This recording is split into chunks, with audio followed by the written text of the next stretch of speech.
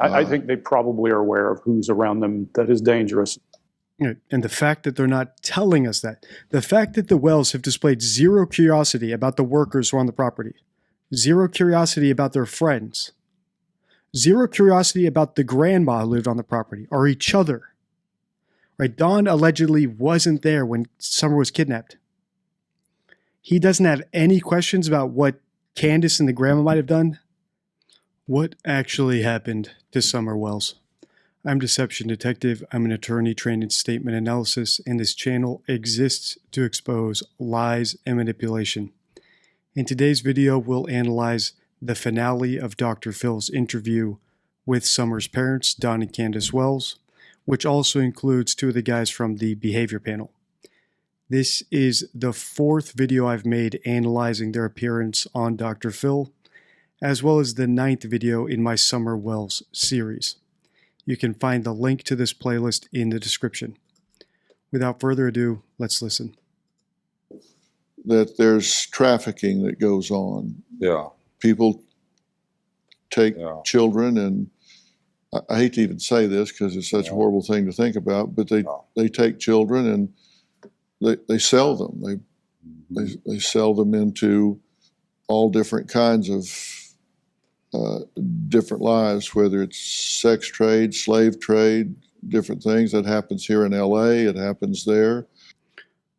What Dr. Phil is saying here is one of the theories we have in this case. So if you've followed this series since my first video, we've come to a few theories of what could have happened to Summer, and they are among the most extreme and bizarre theories on the channel, just because this whole situation is extremely bizarre. And it's bizarre based on nothing but the parents' own words. So be mindful when I say that what Dr. Phil says about them potentially selling Summer or allowing someone to take her, someone they know to take her in order to sell her. I don't come to that conclusion lightly. It is a possibility simply because the parents themselves have spoken in a way that allows it to be a possibility, and have even said themselves in other interviews that it is a possibility. And they ask you about organized crime. Mm-hmm. When Scott asked you about the Cornbread Mafia, you got very upset when he asked you about that. Why did that upset you so much? Scott asked you about the Cornbread Mafia. You got very upset when he asked you about that. Why did that upset you so much? Because I don't even know what that is. I'm sorry? I've never even heard of it. I don't even know what it is. Then why would it upset you so much? Because it sounds horrible. Just thinking, her in her mind, feeling like she's being interrogated bothers her because she loves her daughter with all her heart. She spent a lot of quality time with her every day, thank God. She took a lot of pictures. Well, why don't you let her answer? Okay, yes, sir. No, whether you like Dr. Phil or not, in this interview here, he did a great job. So in the other 3 parts, he speaks as if he believes their story, and I think that's because the entire time he knew he had to keep them in the green room. He had to make sure they didn't storm out, and he needed them to stay on stage in order to complete the interview. That's the only way you can get information from someone. You have to butter them up a little bit. And you even have to act like you're believing their story. So do I believe that Dr. Phil thinks these parents are innocent? No. Do I think they're innocent? No. The other interesting detail with this series is, if you followed my channel for a while, you know that I discount body language. I think it's a distraction. I think it's unreliable for detecting deception. And 2 of the guys on this episode are on the behavior panel, which is why I say featuring the behavior panel in this video. Because I want to give them credit for being on the show, and I've actually been surprised how much I agree with lots of their analysis in this series. However, from my comments, ever since I started doing this series, my subscribers, you guys have told me that the behavior panel has a different opinion on this case than I do. And in this finale, I want to see what their actual opinion is. And if we don't see it in this finale, I'm going to have to analyze one of their videos analyzing someone else's interview about Summer Wells, because I've been told many times that their views don't quite align with mine, and I want to know how they got to that viewpoint. And one reason I want to know how they got to that viewpoint is, like any sort of science, any sort of methodology, whether it's forensics or what we do here, which is a combination of statement analysis, logic, critical thinking, formal logic, just statistical Bayesian thinking, is you want to be able to replicate the analysis. So I like it when another statement analyst agrees with my opinion. So once I form an opinion on something, I'm happy to go check what other statement analysts say to see if we agree, right? I don't like to check beforehand because that could bias my analysis. So it's nice to see that it can be replicated. Also that it can be reproduced. So if we analyze another case like the McCanns, which is also still an open investigation, or the Ramseys, which is still an open investigation, if what we apply here leads us to a similar conclusion looking for the same things.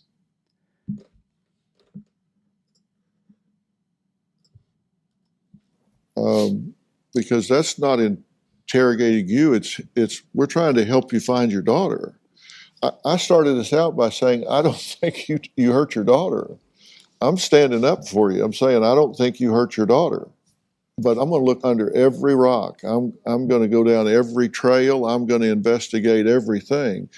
And if you want to find her, you would be right there beside me saying, right, Doc, let's turn this rock over. Let's ask this person. Let's consider this.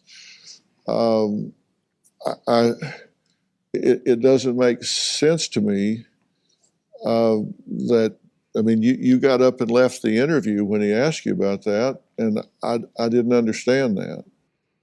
So Dr. Phil, once again, is correct here. And I know that my subscribers and members are about 50-50 on Dr. Phil. And I think that's because he performs about 50-50. Here, I think he's doing a great job of leaking his true opinion and displaying his true opinion to people who are smart enough to recognize that he's duping the Wells while convincing the Wells he believes them or that he's a big softy and he's going to let them get away with everything.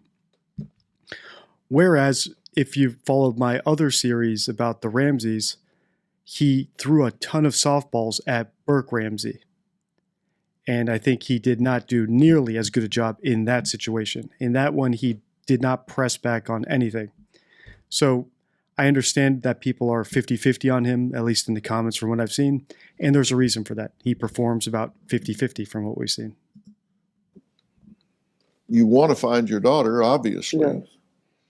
And it puzzles me that you get so upset about that.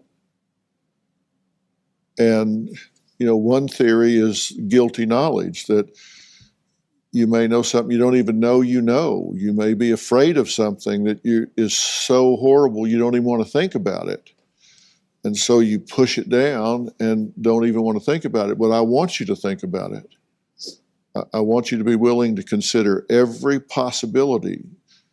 So look how he looks at the camera when he's saying that. I think he's trying to telegraph to the audience that's intelligent enough to realize it, what he's doing here. He's buttering them up and he's gently probing them. And this is an elicitation technique. They are not on trial here, so they're not in a witness stand where someone like me can cross-examine them and go hard at them. They have every right to leave the stage here. And Dr. Phil is clearly aware of that. So any information he elicits from them has to be with their own consent. They have to cough it up to him. Now, why did Candace storm out of the interview with the behavior panel guys? We analyzed that in my last episode. What does a psychopath sound like? Personally, I think she stormed out because she has some of the traits of a psychopath, a particular kind of psychopath that is very manipulative. And they're very good at evasion and deflection. So when the behavior panel guys were asking her questions that were circling the truth or getting close to the truth, and I don't think it's any coincidence that the questions they were asking were if an organized crime ring or someone they knew or someone they might have owed money to or had power over them took Summer. I don't think it's any coincidence that that's where she decided to storm out and cry and make a big spectacle to get out of the interview. So if you want to see what does a psychopath sound like and how we broke down Candace, watch that episode. If you want to see how we broke down Don, because I think he's a different sort of psychopath, and I'm not a clinician, so I can't diagnose him. The things I look for are based on the clinical definitions, but they're also criteria that I look for because I find them to be predictive.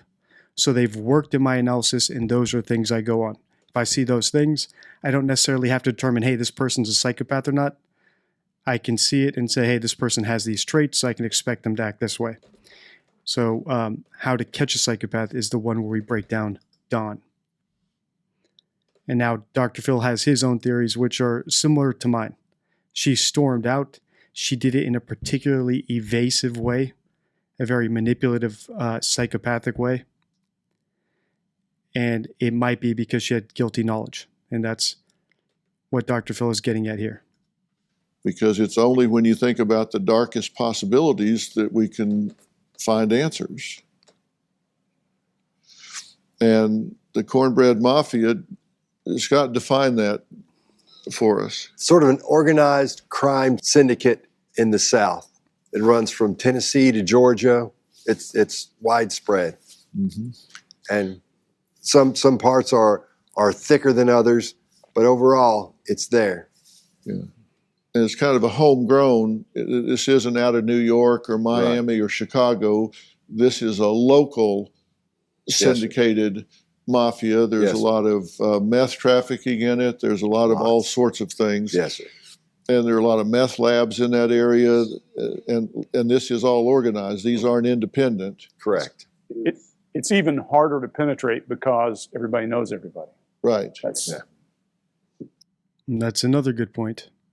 Everybody, whether or not the Cornbread Mafia is a real thing, the theories we have on the table are that the parents could have sold Summer to someone, whether it's a local drug dealer that they owed money to, or someone who is in their neighborhood and can scare them and intimidate them, or can put them into his debt.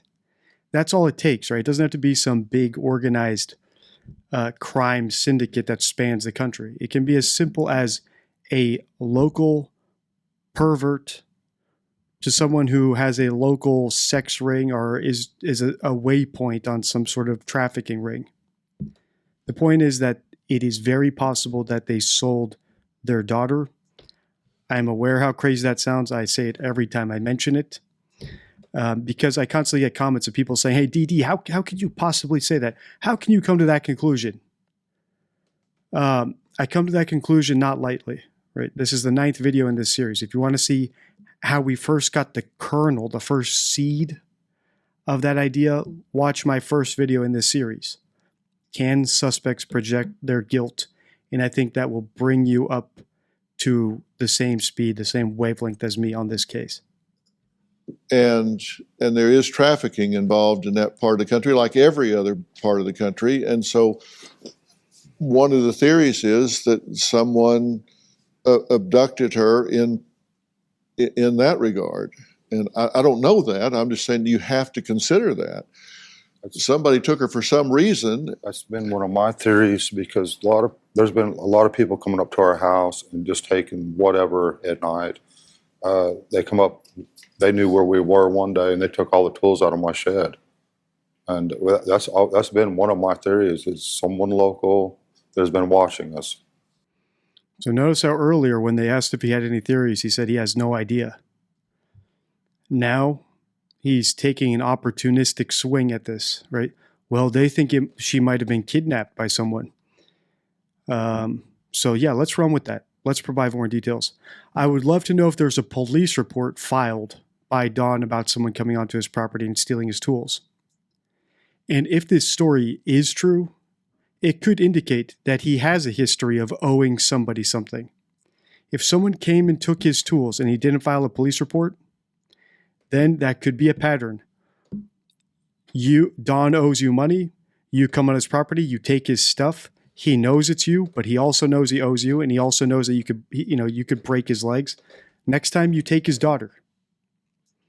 So agreements in criminal organizations don't necessarily have a contract with two signatures on it, or even text messages back and forth. Lots of it can be implied.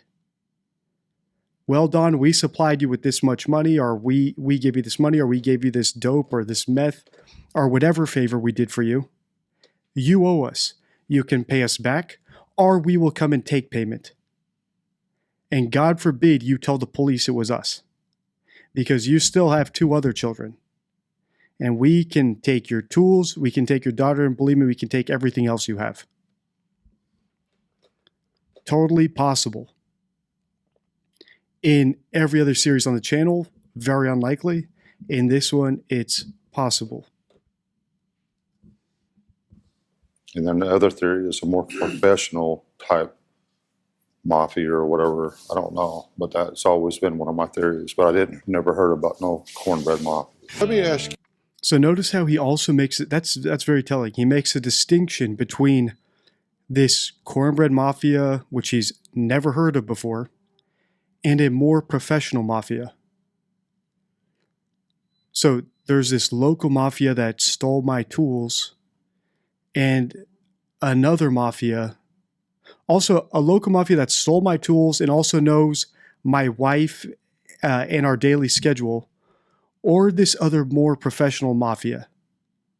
It implies he may know who stole his tools, and that it was an amateurish gang, an amateurish little mafia, like I was getting at earlier. If they sold her, it doesn't have to be to some Sicario-style, across-the-country network of professional human traffickers and drug smugglers. It could be something as simple as some local drug dealers. ask you, Candace, if I understand correctly what you've said, you took Summer in the front door Yes. and you said to the 3 boys, keep an eye on Summer. Yes. Okay. Then you did what? Then I went back outside to my mom's camper, which was right next to the house. And I had to fix her knee brace for her. Okay. She had a knee brace on? Yeah. And that took, So notice how she tells this story. I told Summer to go inside. Then I had to go fix my mom's knee brace. Not I went and fixed my mom's knee brace. Anything besides the perfect past tense should be a red flag, right? I had to go fix my mom's knee brace. That's not the same thing as saying I went and fixed my mom's knee brace. Maybe she had to. Doesn't mean she did it, right? When I was in high school, when I was in middle school, I had to do my homework, right? I had to do my homework when I got home before I went to bed. That doesn't mean I did my homework every night. Sometimes it means I did my homework in the morning right before class.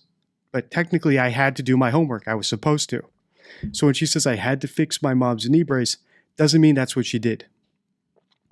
And these unaccounted for 2 minutes have been consistently bizarre when she brings them up in every telling of this story.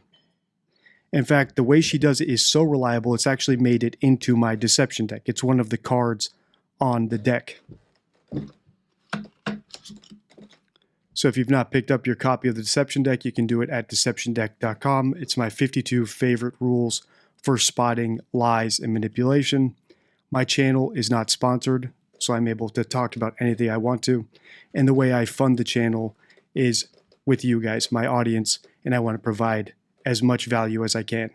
So this is the product we created together, and you can order it at deceptiondeck.com.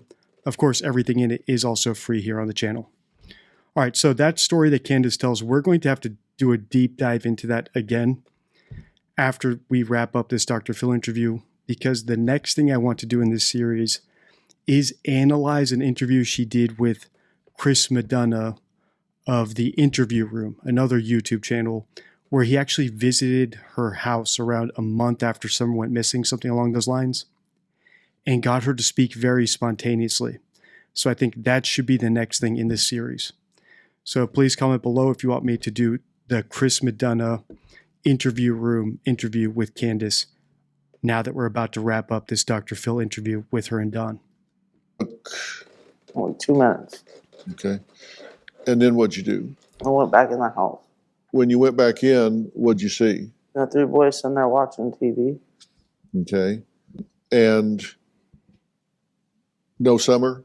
No summer. Okay. What'd you do then? I asked the boys where she was at. And they told me that she went downstairs to play with her toys. Okay. Would she do that? Would she say, hey, I'm going downstairs to play with my toys, or would she just go? No, she'd tell the boys. What'd you do then? Well, I hollered for her at first. And no response. No response. So what'd you do? So I went directly down there. I looked for her everywhere I could look. In the room, under the blankets, whatever. And she was gone. All right. She was gone. We see this phrase in the McCanns, the Wells, the Ramseys.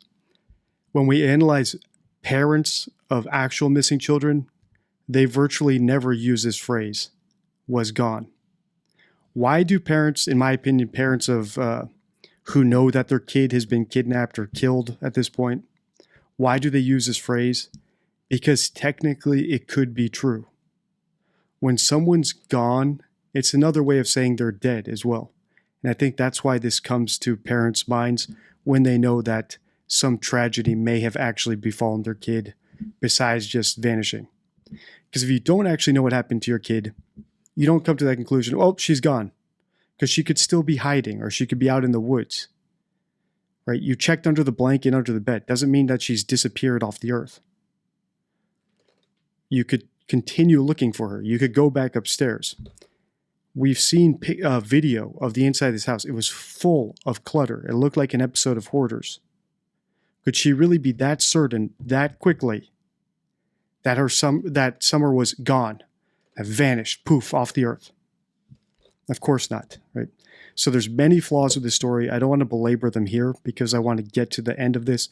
I want to see the final verdict of Dr. Phil's opinion and the behavior panel's opinion.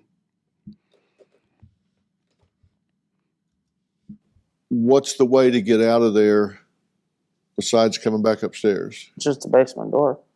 That back door. Yeah. Okay. And if that door opens, could the boys hear it?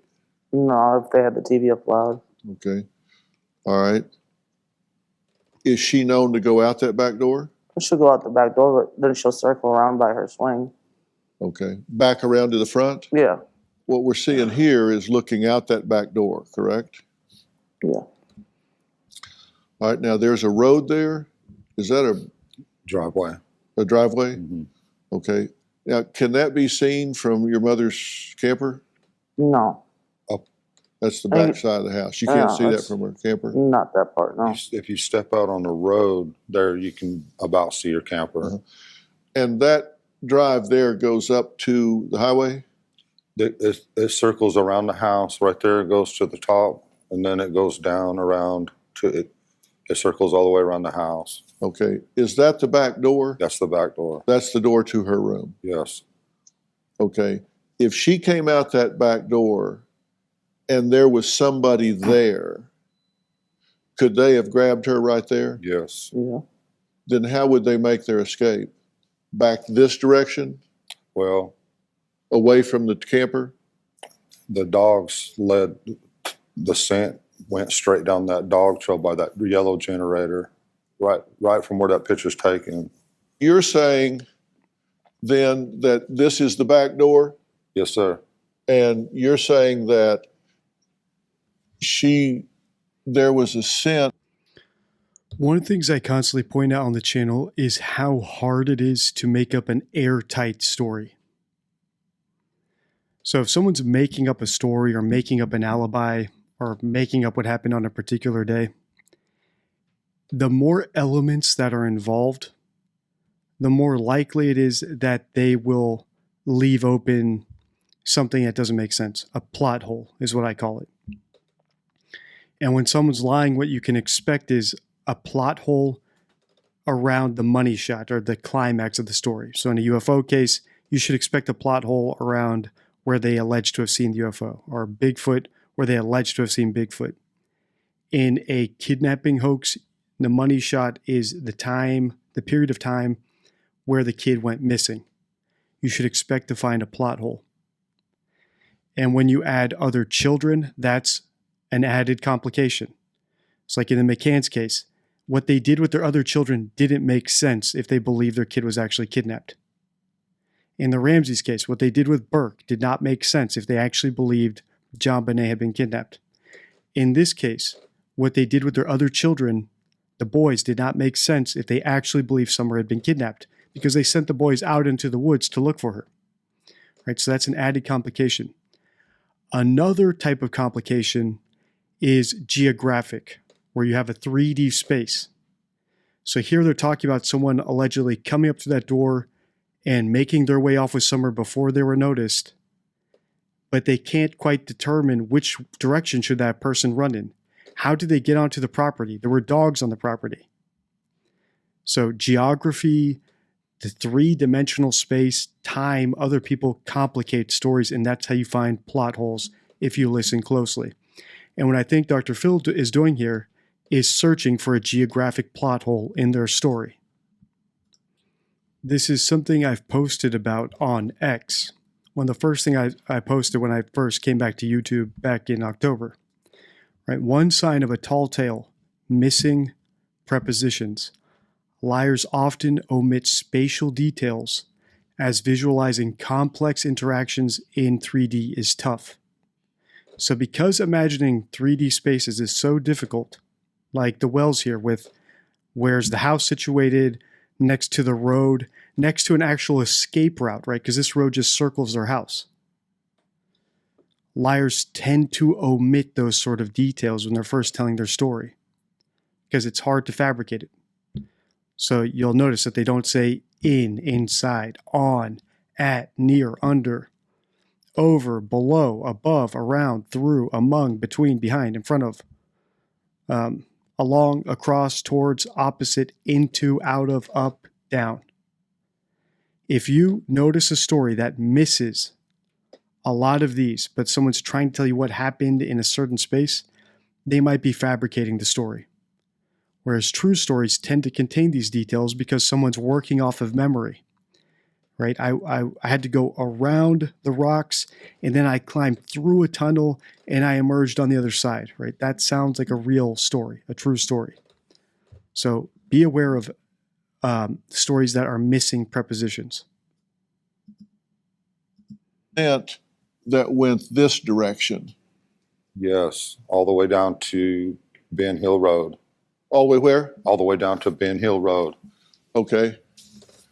Now, if this looks like a big circle, how do you get back to the highway? So you go down the driveway to Ben Hill Road and then turn left, and it takes you out to Beach Creek area. Okay. So notice you go down and you turn left. Like he's giving me a map on a route on a road.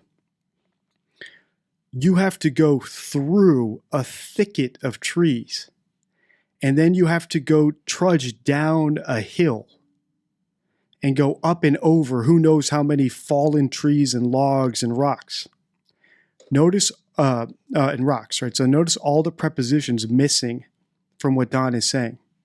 Why? Because he's probably never actually sat down and thought out this story or walked that route to see, really, could a kidnapper, if Summer were actually kidnapped from that room, and this were the route that Don actually believed the kidnapper walked, I would expect him to be walking up and down that trail multiple times, looking for Summer, looking for any, did her shoe fall off?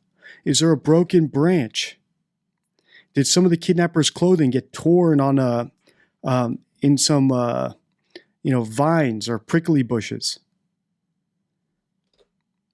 So be aware of the lack of prepositions. If I had heard him use more prepositions, like you have to go through the woods, you have to climb over a rock, and after about like a 2-minute walk, you emerge onto Ben Hill Road. And there's a big clearing and you walk through the trees. If it had been specific with prepositions, at the very least, I could say Don has probably walked that route. And the fact that he has walked the route might indicate that he really did go there and look for any evidence of Summer being kidnapped. The way he's explaining it here is like he's telling me, it's basically like he's making it up on the spot. He's looking at this satellite image on the Dr. Phil show screen and saying, yeah, you go down there and you turn east and you go, you take a left like a crow flying in the air. He has not walked down this path as far as I'm concerned, the way he describes it.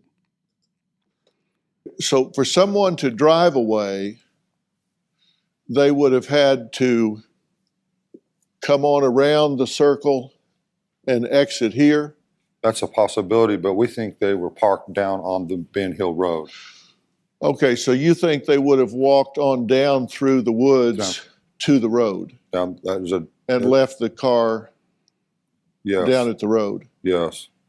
And that's Okay. what the dogs indicated. The scent went down to the road, and then somewhere on that road, the scent disappeared. But how would they have known she was going to be there?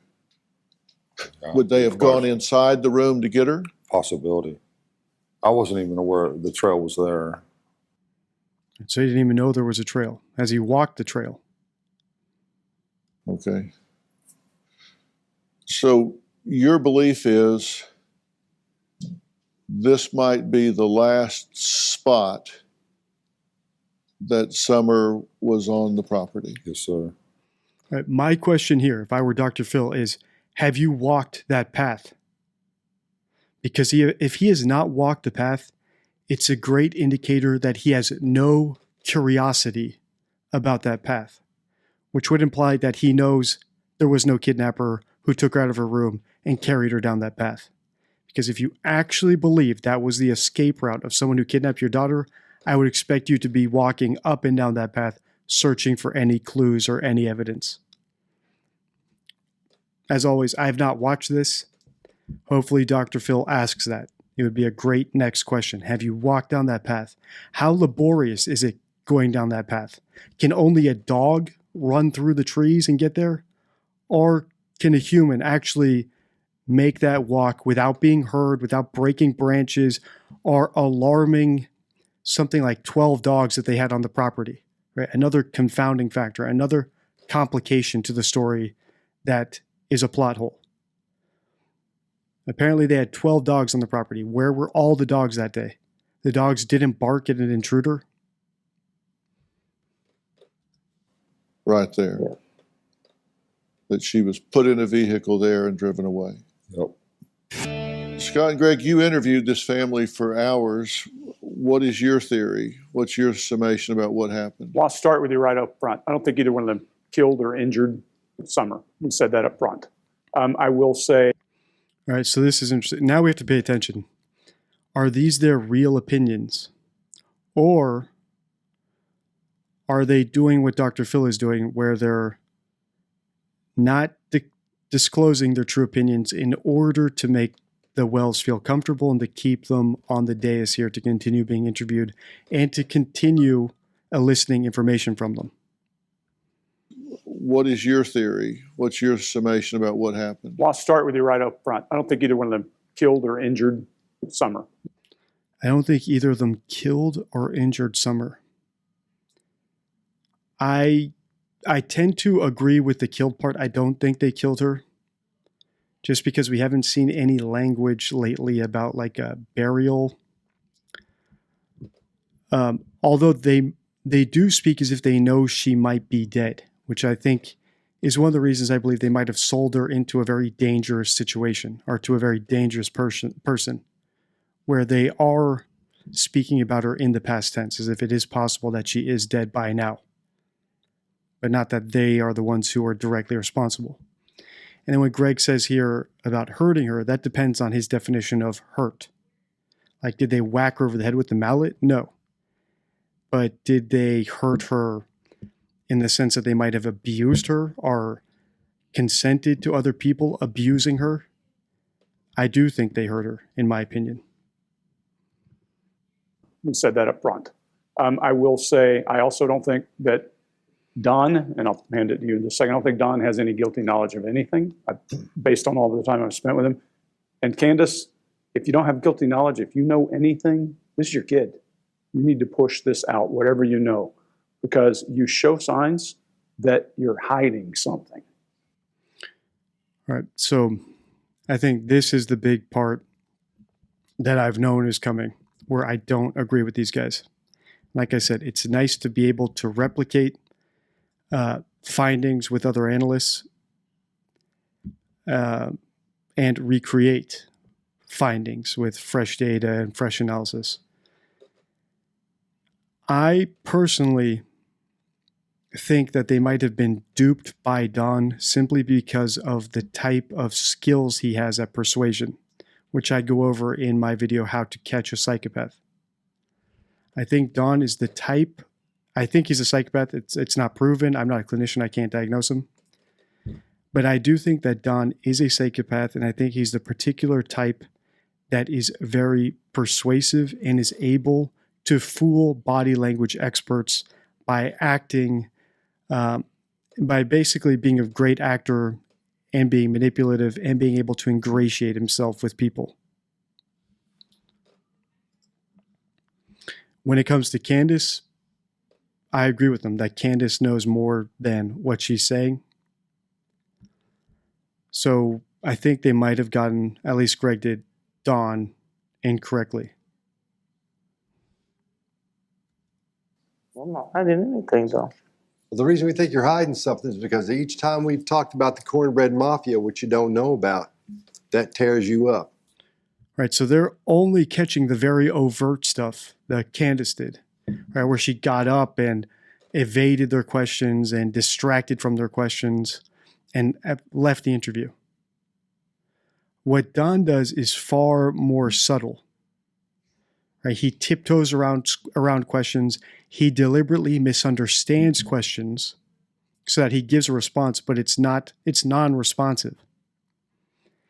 And he's a much better actor. Like here, you can see him eyes wide open, nodding along as if he's being very cooperative, while at the same time, he is totally different in other interviews.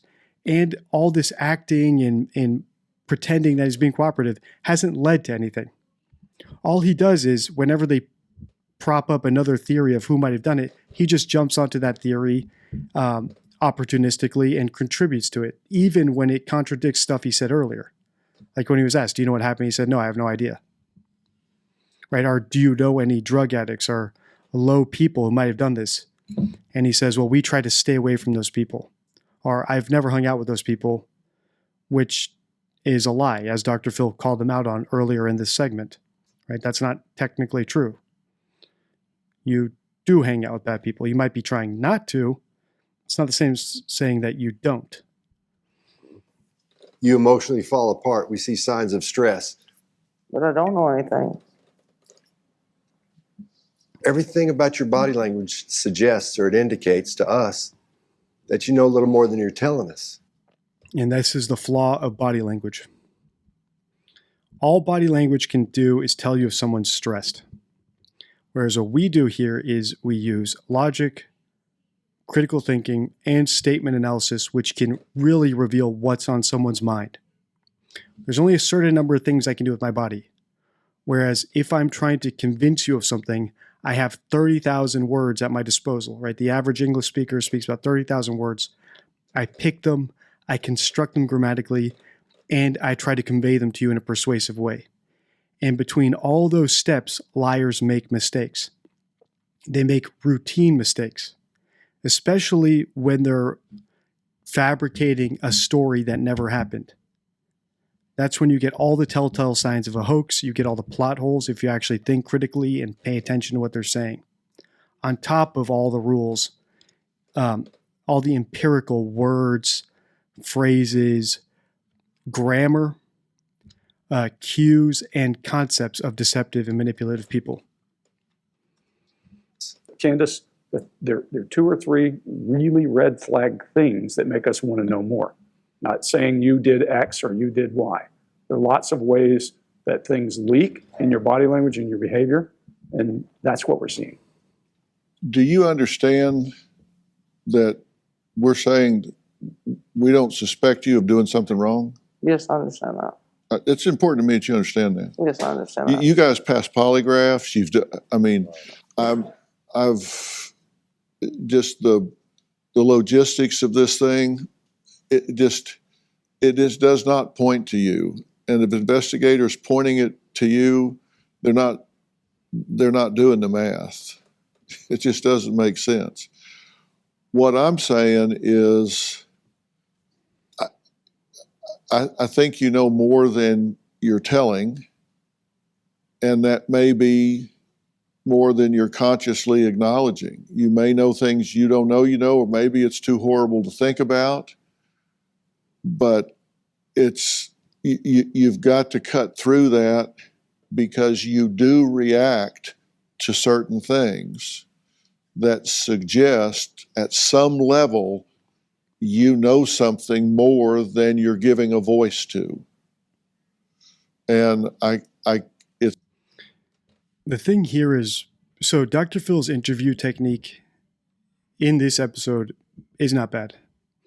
And in fact, he's restricted to all the tools he can use, right? So he can't use every tool in the interviewer's toolbox on this show. For example, he cannot bluff them on the show right now. Whereas this would be a great place to bluff them. To say, well, what would you say if a neighbor told us that they know you sold Summer, right? Or some sort of bluff, right? It would have to be just close enough to the truth, right? And that's why it's so important we do here is if you can pay attention, have your theories, you are in a position to be able to bluff. For example, I do believe that they either directly sold Summer, I think it's on the table, or allowed someone to take her tacitly, knowing who it is and understanding why the person did it, because they might have owed that person money or the person has power over them. And with those theories, you could come up with a bluff that you could gauge the reaction to. A great example of somewhere where I would bluff, where investigators didn't bluff, is in the Nicole Kessinger video I did, right? Where we analyzed the Colorado Bureau of Investigation's interview with Nicole Kessinger. There, she continually said that she has no social media on her phone and that she and Chris only communicated via phone and text message and nothing else. A great bluff in that situation would have been, okay, you might not have social media on your phone today, but we do have evidence that you deleted apps off your phone within the past week. Or, well, okay, we understand that, thank you. We will run a check on your phone, however, to see how many apps you deleted in the past week or which apps you deleted in the past 2 weeks and see how she squirms and reacts to that. So a bluff has to be tailored to your theories. The issue with doing a live TV interview like this is it's very tough for Dr. Phil to bluff here, because he would have to phrase it in a way that would have to be ironclad, because this is being broadcast. it's hard for me to say, you need to tell us what you don't know. Because that's, But if I knew, then I I could know tell that's you. what I'm saying. It's like I'm telling you to say, tell me what you don't know. And you're saying, well, how can I tell you if I don't know? And I'm saying you've got to be willing to take your guards down and think through if there's anything that you're pushing out of consciousness, if there's anything that you're just not willing to acknowledge. And basically what he's asking them to do here is to be candid. If you saw the first few episodes in this series, or analyzing this, you'll see how reticent, how they gave one-word answers to every question, how they refused to elaborate. That's what Dr. Phil is getting at. That reticence that they had is the sign of a liar. The safest thing for a liar to do is simply not answer your questions. because then they don't expose themselves at all. Which is why I think that Candace is the more effective liar of the two. Because Don does so much talking that if we were to parse his words, and we will continue to in the series, we can get closer and closer to what actually happened to Summer. Just by listening to his words, the theories that he puts out there, the things he avoids talking about, and the things that he brings up. Whereas Candace is much more reticent. She says just as much as she needs to shut down the conversation. And Dr. Phil has clearly picked up on the reticence. The body language guys picked up on the reticence, but they seem to have a blind spot about Don. Unless, of course, they're buttering him up and they're not giving their true opinions, because they know that he's the one that talks and they can continue getting information out of him as long as they continue complimenting him and coddling him. So it could be strategic. We need your help to find your daughter. I guarantee you, when this is solved, and it's going to be solved, this isn't going to be a stranger. This is going to be somebody you know, somebody you've crossed paths with somewhere, somehow, in my opinion. It's just a matter of you're going to find it out when they're caught, or you're going to find it out because you go back through and do an inventory. And This seems to be about the closest Dr. Phil can get to a bluff here. Is, this will be solved, and it will be someone you know. It's almost a threat. figure out everything you can possibly figure out and lead us to who they are. And every day goes by, that trail gets colder and colder and colder. And if she was abducted and she's been trafficked somewhere, she can be found. I want to find that baby. I want to find that child and bring her back. Thank you. Thank you. Okay. All right. I'm going to say goodbye to Don and Candace, and then we're going to kind of summarize everything for you viewers in hopes that maybe something can be triggered in you, something you may have seen, something you may have known. We'll be right back. We've dismissed Don and Candace. All right, so Don and Candace are gone. Hopefully they give us their real thoughts here, and we'll actually see if Behavior Panel disagrees with me or if they're more in tune with my theory, but they were just faking it in front of the Wells. Candace, you had the opportunity to observe the interactions. Any thoughts? We saw a lot of differences in Candace as her movements, her cues are very small because all she did was just dead eye you the whole time. So our biggest focus was her respiration. And if you'll go back and look at some of this, as you start talking about the cornbread mafia, as you're easing up to that, we'll see your respiration increase. And again, like I was telling her, we'll see her adapters. So this is why I totally discount body language voodoo. There's a million reasons. A mother whose kid is actually missing and you're talking about the kid being kidnapped could also increase their breathing, right? Just because they like, oh my God, I can't believe a mafia might have taken my baby. That's really what it's down to.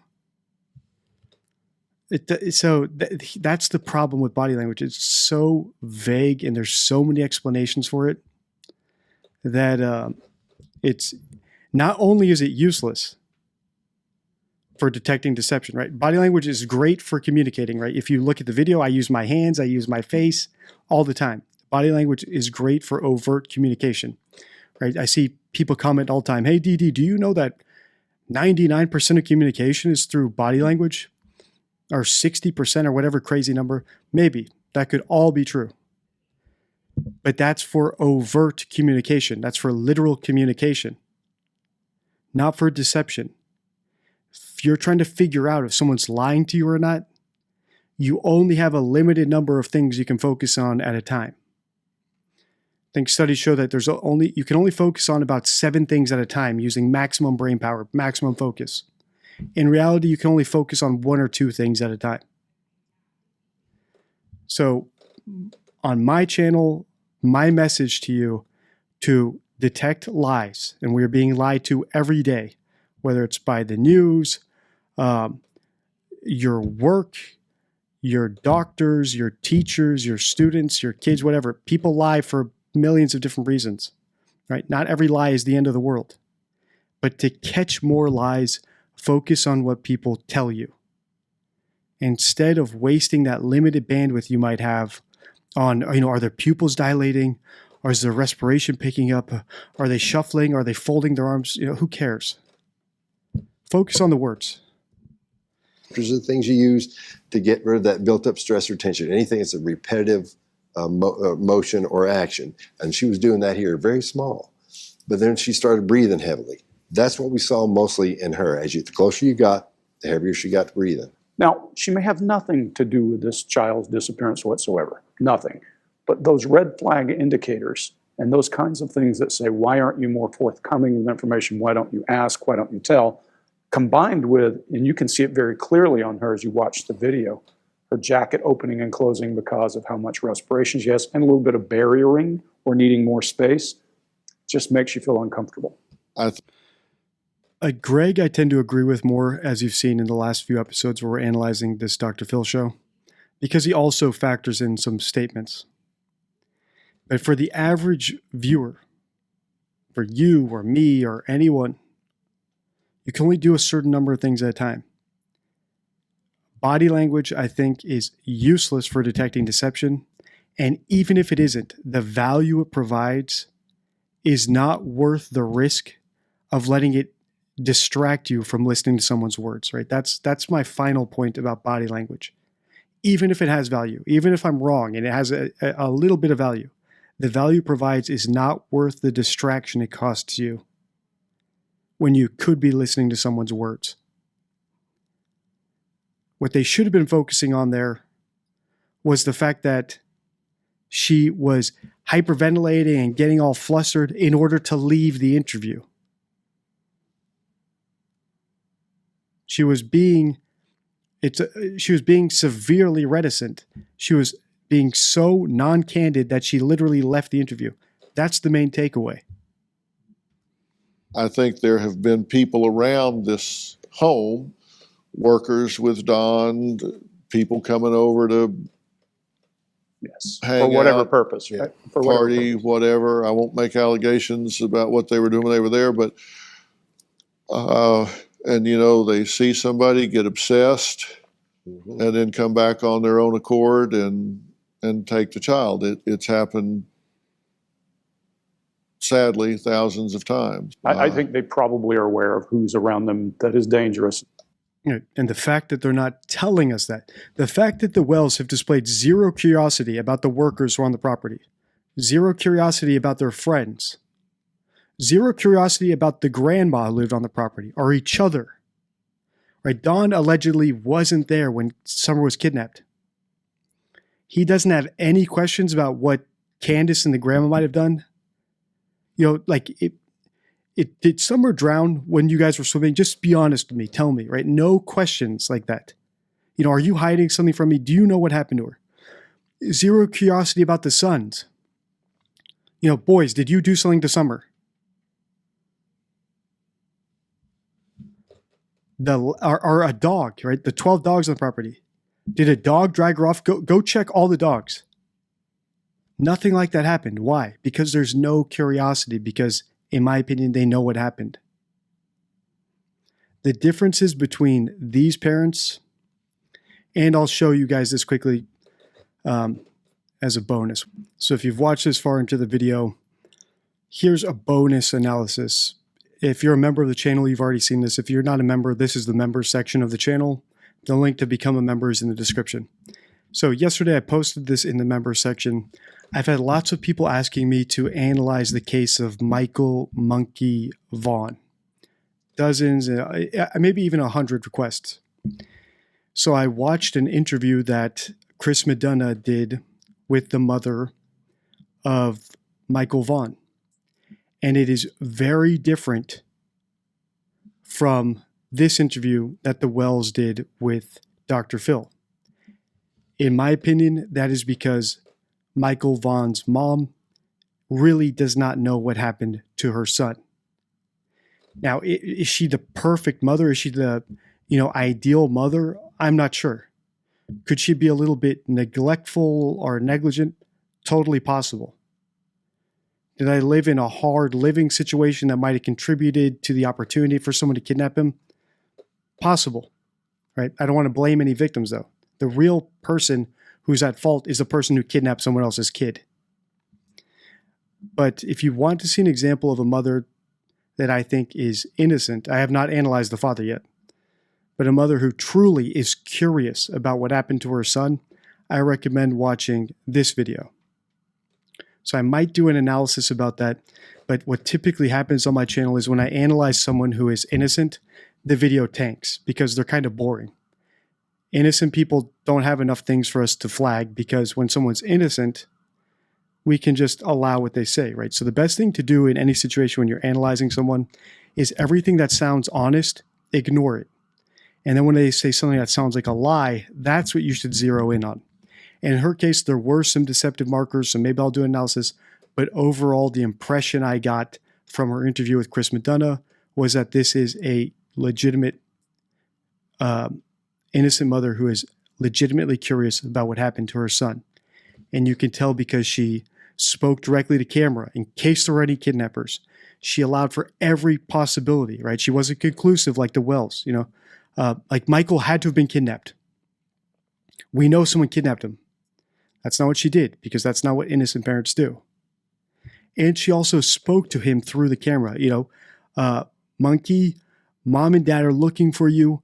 We know you're out there. We're going to find you. Right? She never spoke about him in the past tense. So all these things that I point out that the Wells or the Ramseys or the McCanns do wrong, she did right. And many of my members came to the same conclusion as me, which is a great sign of just how smart my subscribers are. And if you are a member, I recommend watching that video, putting your analysis here in the members section so we can all see your analysis as well and see how we all come to the same similar conclusions or where we disagree on. All right. So that's a little bonus analysis of Michael Monkey Vaughn. I think that the mother, at least, I don't know about the father. I've not looked into him. Acts like the actual mother of a missing child. I think she has more knowledge than she's either acknowledging or sharing. Yes. One of the two. We're on the same page. And I believe that to the core of my soul. I want to thank Scott and Greg for their expertise today. I also thank Don and Candace for sharing their story with us. If you have any information on Summer's whereabouts, please call the Tennessee Bureau of Investigation at 1-800-TBI-FIND. We will have more information on drphil.com. We'll be following this story and praying for. All right. So if you know anything, that's number or the website, do submit it there. As far as continuing this series, I think we're just scratching the surface. And just like the McCanns, I think we will zero in our theory to be very, very detailed. The question is, what do we look at next? We can either look at the behavior panel's video on Don Wells. I think they have a video analyzing him and see where we think they got it wrong. Or we can look at Chris McDonough from the interview room, his video visiting the property right after Summer went missing. So in the comments below, please let me know if you want me to do behavior panel or the interview room, and we'll put that next in this series.